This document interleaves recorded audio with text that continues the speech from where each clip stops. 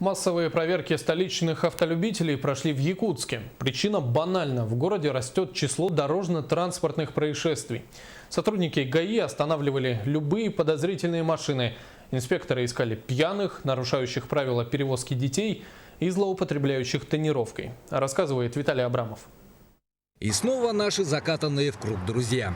В последнее время полицейские проявляют к машинам с затемненными стеклами повышенное внимание. Не так давно произошел даже первый в истории Якутии прецедент, когда водителя арестовывали на пару суток из-за желания быть на темной стороне.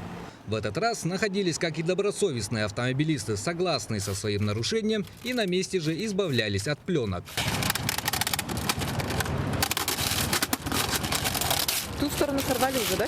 Так и весьма импульсивные, желающие поговорить о своих правах. Бумагу мне надо, что я вот снимал и устроил, мы об этом разговаривали. Да, было. Ну а то, что это, мы же об этом не разговаривали. В случае же отказа снять на месте тонировку, вместе со штрафом водителю выписывается также требование об устранении нарушения, которое он должен выполнить в течение 10 суток.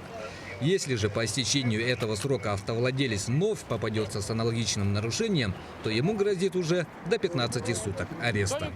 В этот раз таковых оказалось двое. 3 июня вновь сотрудники ГИБДД в ходе массовой проверки выявили 2 автолюбителей, которые ранее уже получили требования об устранении нарушения. Но прошло уже более 10 суток с того момента, а светопропускание стекол их автомобилей не соответствовали требованиям технического регламента о безопасности колесных транспортных средств.